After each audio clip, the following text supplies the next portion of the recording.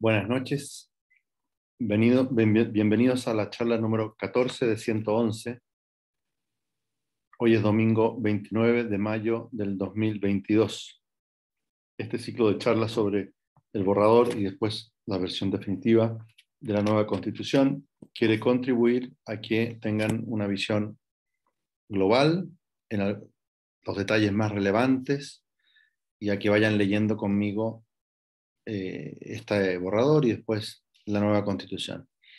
Ahora nos vamos a comenzar a ocupar, no los vamos a ver todos hoy, de los principios constitucionales que se abordan en los números 101 y siguientes. Los principios, como siempre, son importantes por dos razones. Por una parte, que cada principio orienta la interpretación de todo el resto de la Constitución y en realidad de todo el ordenamiento jurídico. Y por otra parte, tienen un contenido doctrinario muy potente, de tal manera que conforman la mentalidad de las generaciones que viven bajo una constitución. Se transmiten después a través de la legislación, de la educación, de las políticas públicas, etc. Por eso una constitución con principios cristianos, por ejemplo, va a tender a formar una población cristiana. Una constitución con principios islámicos va a tender a formar una población islámica. Una constitución con principios de ideología de género, indigenismo, democracia radical, etcétera, como la que se propone ahora, va a tender a formar un pueblo también con esas visiones ideológicas acerca de lo que es mejor en la relación con los pueblos indígenas o el modo de entender la democracia, no solo como una forma de gobierno con participación popular importante, como en la visión clásica de la democracia, sino como hemos visto ahora en los artículos anteriores, ¿no? Como una soberanía popular completa, total, o con otros elementos que hemos ido mencionando y que seguiremos mencionando. ¿Qué nos dice el artículo número 1? Perdón, el artículo número 1 de este nuevo capítulo de los principios constitucionales, que es el número 101 de el borrador. Dice Estado. Chile es un Estado social y democrático de derecho. Es plurinacional, intercultural y ecológico. Se constituye como una república solidaria. Su democracia es paritaria y reconoce como valores intrínsecos e irrenunciables la dignidad, la libertad, la igualdad sustantiva de los seres humanos y su relación indisoluble con la naturaleza. Detengámonos un momento en esto. Aquí claramente se trata de hacer un contraste con el Estado neoliberal del que se ha hablado, o derechamente con un Estado liberal en el cual se le da una preponderancia a la sociedad civil, a las organizaciones intermedias, al sector privado, que ha sido acusado de no atender suficientemente las necesidades sociales. Esa acusación es totalmente falsa, contra toda evidencia, puesto que aplicando el principio de subsidiariedad, Chile ha sido de los países más exitosos en materia de políticas sociales. Lo que pasa es que esas políticas sociales no han sido hechas solo por el Estado, sino por una colaboración entre el sector privado, en la medida de su alcance, y el Estado en la medida en que ese sector privado no alcanzaba. Pero detrás de la expresión Estado social y democrático de derecho, que se usa también en varias constituciones europeas, está la idea del estado de bienestar o incluso un estado providencia que es el principal encargado de resolver los problemas de las personas. No como en una concepción clásica de la autoridad, que tiene por objeto establecer las condiciones propias del bien común para que las personas resuelvan sus propios problemas. Y si no pueden, que lo hagan las familias. Y si no pueden, los grupos intermedios. Y solo como último recurso que intervenga el Estado. esa es la visión ideal que quiere ser reemplazada por la de un Estado social y democrático de derecho. Después viene la cuestión ideológica del Estado plurinacional, que les repito, en Chile es una verdadera payasada. Es decir, en Chile no hay muchas naciones. Hay una sola nación chilena en la cual se integran grupos de muchísimos orígenes nacionales, tanto precolombinos, totalmente transformados durante todos estos siglos, como procedentes de Europa o de Asia, por ejemplo. La interculturalidad tampoco es para constituirla a nivel de definición del Estado. Es un país que acoge los aportes procedentes de muchas culturas, pero que no constituyen eso una definición del Estado. Y ecológico, otra vez, todos queremos el respeto al medio ambiente, el cuidado de la naturaleza, pero esto tiene una carga ideológica, que es la de los movimientos verdes, la de los ecologistas, que muchas veces, bueno, han sido nefastos para el desarrollo y el progreso de los países. Es evidente que con los problemas de contaminación, por ejemplo, o de desarrollo excesivamente acelerado de algunas zonas con depredación de ambientes naturales, el enfoque ecológico es necesario, se ha potenciado en las últimas décadas, pero tenemos que saber que detrás de esto no hay simplemente un enfoque ecológico, sino hay un intento de redefinir el Estado conforme a esa característica. Y nuevamente aparecen los temas de una democracia paritaria.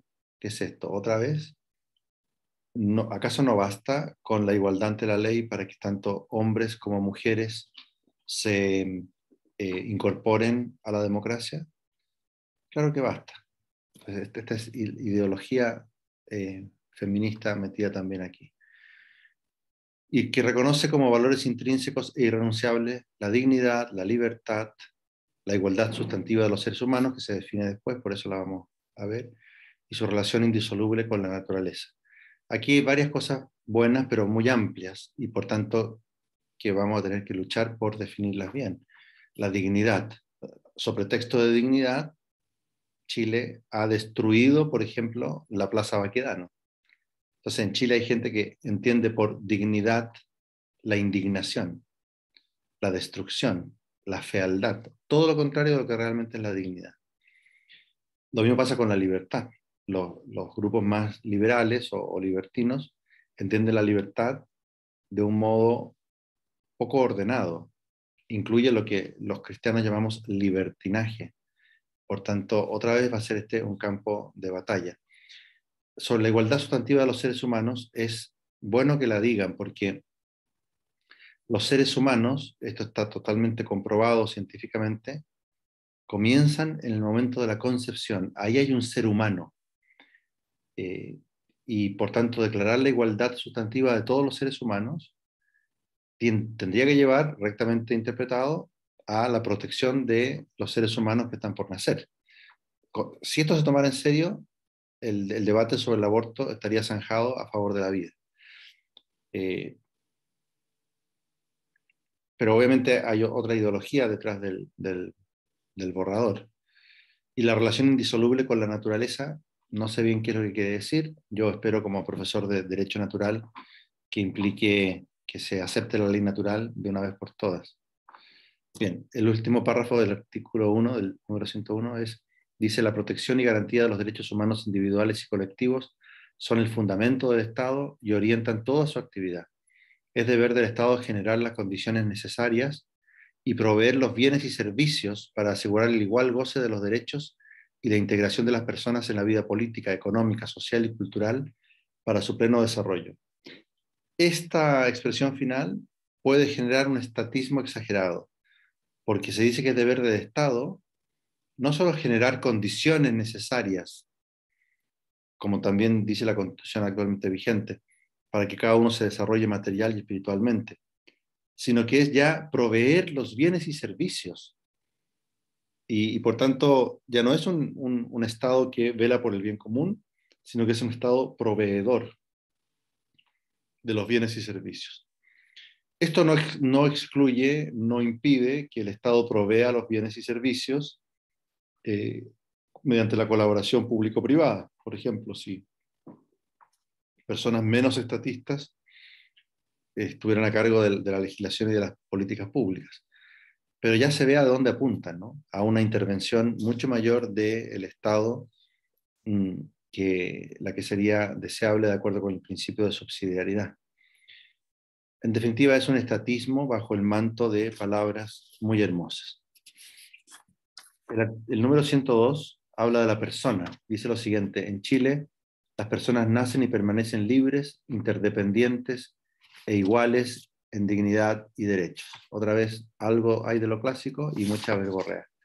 El Estado debe respetar, promover, proteger y garantizar los derechos fundamentales reconocidos en esta Constitución y los tratados internacionales ratificados por Chile y que se encuentren vigentes.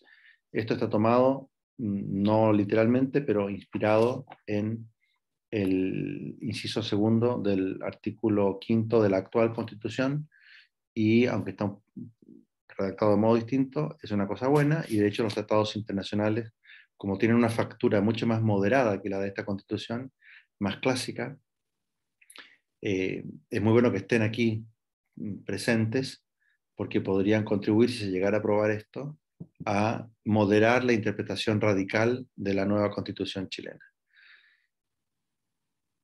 Es un arma de doble filo, porque también a nivel internacional hay ONGs u organismos de aplicación de los tratados internacionales que han tratado de darle una interpretación extensiva para hacer caber dentro de esos tratados los nuevos derechos de corte liberal, y por eso también tienen un peligro. Bien,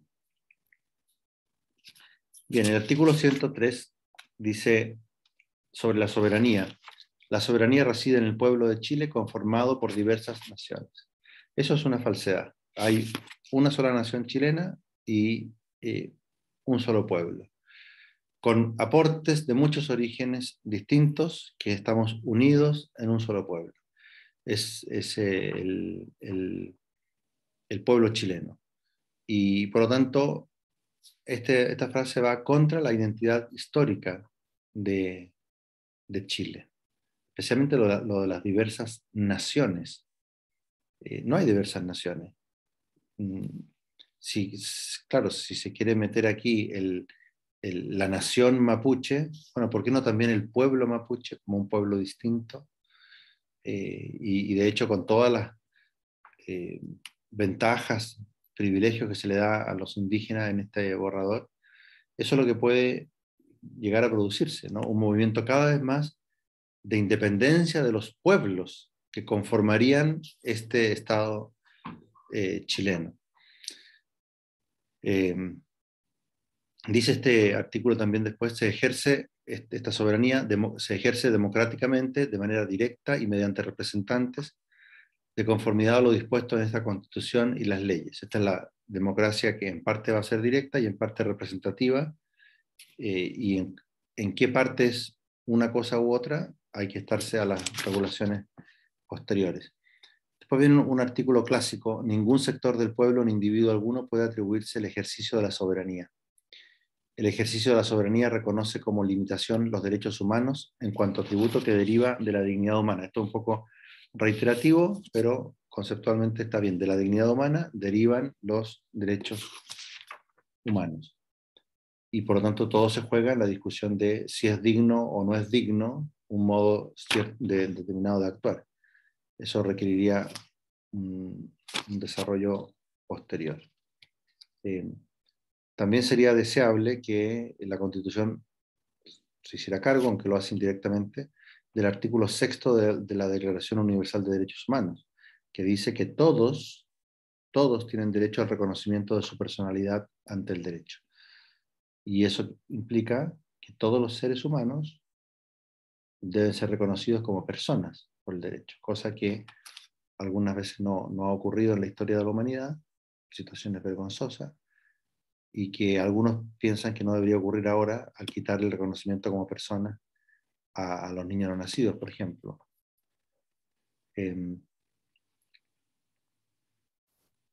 ¿Qué dice sobre la democracia? Aparte de lo que hemos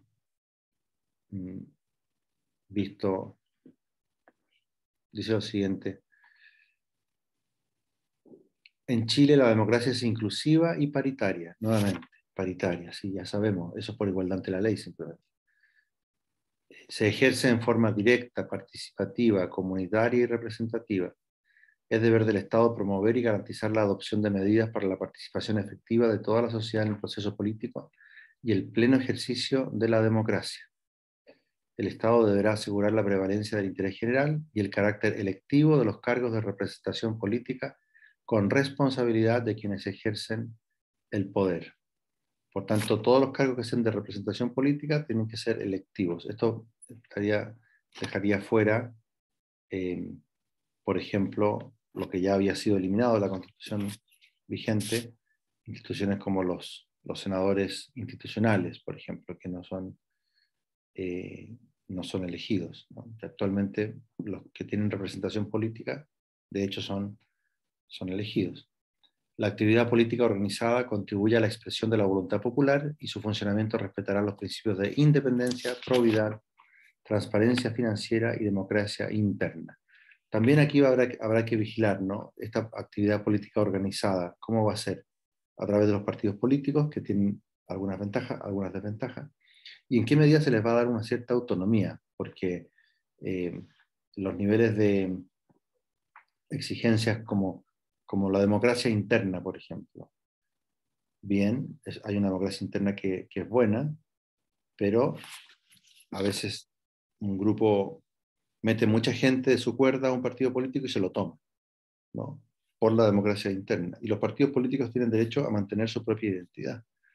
Y para eso también hay mecanismos compatibles, como por ejemplo lo de los tribunales supremos, que permiten expulsar militantes que hayan empezado a sostener principios incompatibles con los del partido. El número 105 habla de la igualdad sustantiva, que ya ha salido mencionada varias veces antes, y dice lo siguiente: la Constitución asegura a todas las personas la igualdad sustantiva, en tanto garantía de igualdad de trato y oportunidades para el reconocimiento, goce y ejercicio de los derechos humanos y las libertades fundamentales, con pleno respeto a la diversidad, la inclusión social y la integración de los grupos oprimidos e históricamente excluidos. Aquí todo lo que es igualdad ante la ley y la igualdad de trato, de oportunidades, está bien.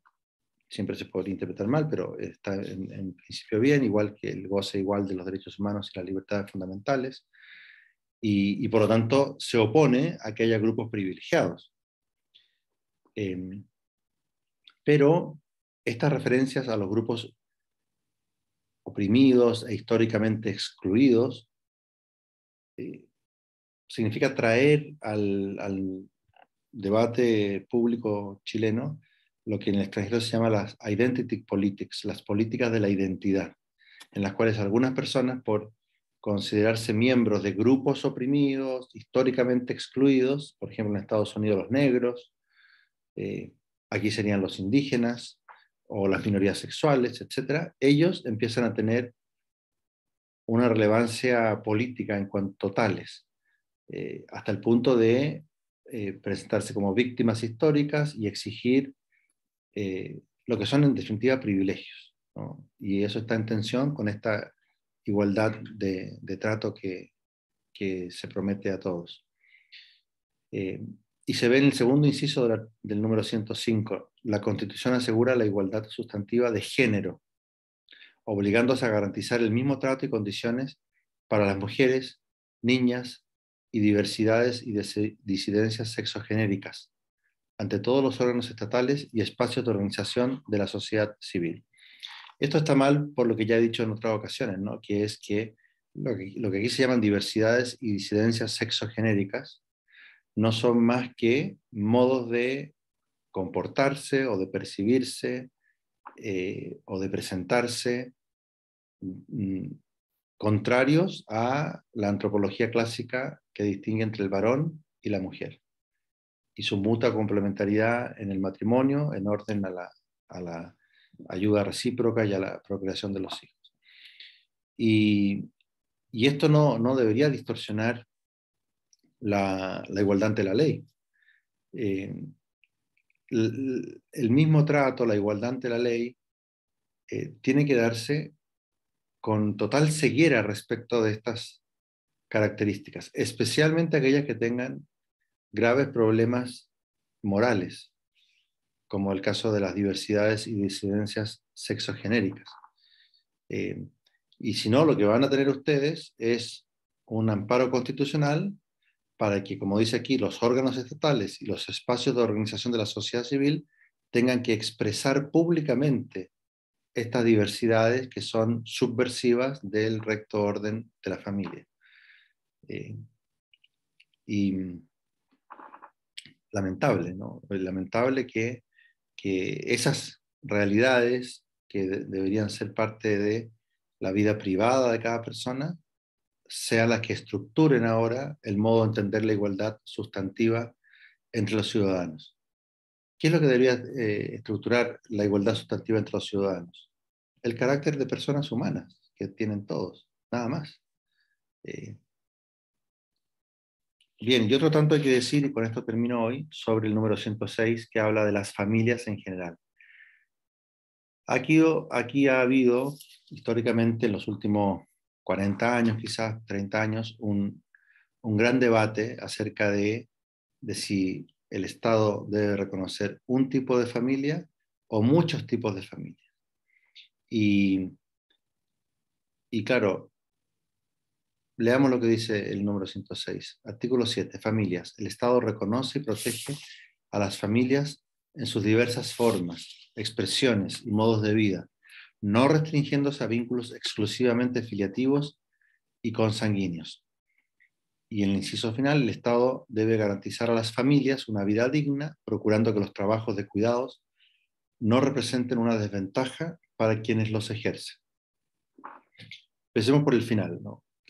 Es una buena idea que los trabajos de cuidados que se desarrollan al interior del hogar no sean desventajosos para quienes los ejercen. Muy bien, pero hay un orden en el que eso se realiza del modo óptimo. Es el orden de la familia constituida por un papá, una mamá y sus hijos, o una familia ampliada, donde están también los abuelos y las generaciones más jóvenes cuidan de las mayores.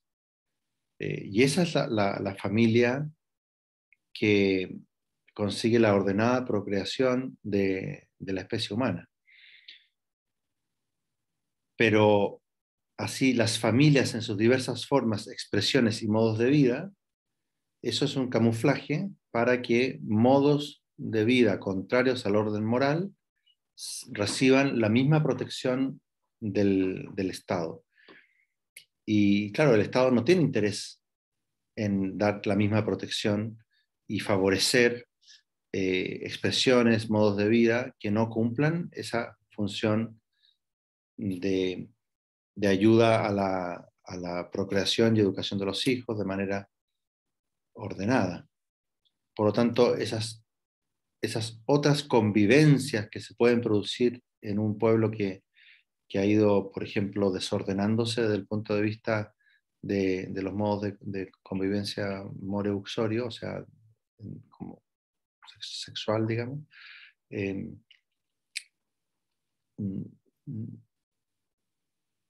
no se está ahí fomentando aquello que efectivamente favorece el bien común, ¿no? Ahora, hay familias que tienen formas que no son las de este modelo clásico de la familia, por circunstancias totalmente aleatorias y que nada tienen que ver con el orden moral y necesitan alguna forma de protección y se les puede ayudar subsidiariamente, pero no son el núcleo fundamental de la sociedad. Supongamos, por ejemplo, que el papá y la mamá de unos niños mueren y ellos quedan a cargo y comienzan a ser cuidados por su abuelo y su abuela. Bien, esa es una familia que tiene una dificultad especial por los niños que quedaron huérfanos y merece el apoyo de toda la sociedad, por supuesto, pero no es el núcleo fundamental de la sociedad. Y lo mismo pasa, por ejemplo, con una madre soltera o un padre soltero. Son familias que están en dificultades, y como están en dificultades, necesitan el apoyo del resto de la sociedad, y está bien darlo, pero no se puede estructurar en torno a ese modelo lo que va a sustentar todo el orden de las familias en un país. Por el contrario, hay que procurar desde la Constitución hacia abajo que las personas procuren procrear a los hijos bajo el paraguas protector del matrimonio.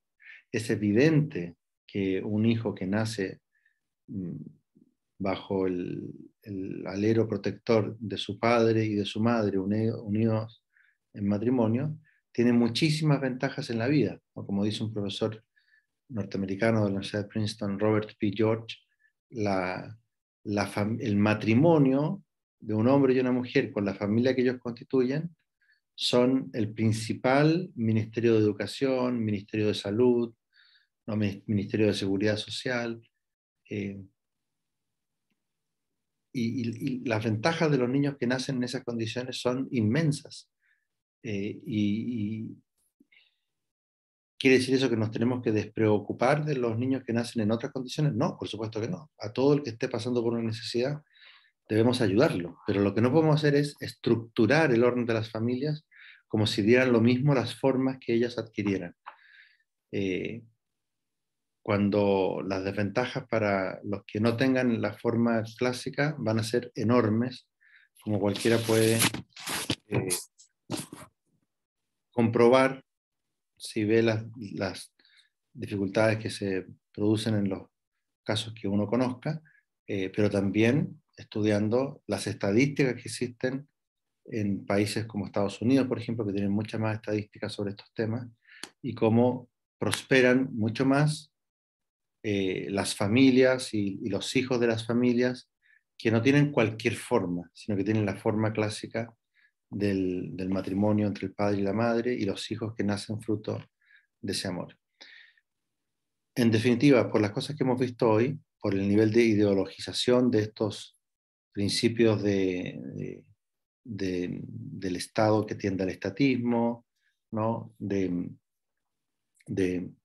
eh, la ideología democrática, de una igualdad sustantiva entendida al final como privilegio para supuestas personas oprimidas, históricamente excluidas, el avance de la ideología de género, esta disolución de la familia en todas las formas, expresiones y modos de vida, cuando hay algunos modos de vida que son en realidad contrarios al orden de la familia, todo eso constituyen unos principios que deberían salir de una buena constitución. Y yo también por este capítulo creo que conviene votar rechazo el 4 de septiembre. Muy bien, quedamos hasta ahí. Mañana en el número séptimo, perdón, el número 107, vamos a seguir viendo principios fundamentales de este nuevo orden constitucional que se nos propone. Hasta mañana, si Dios quiere.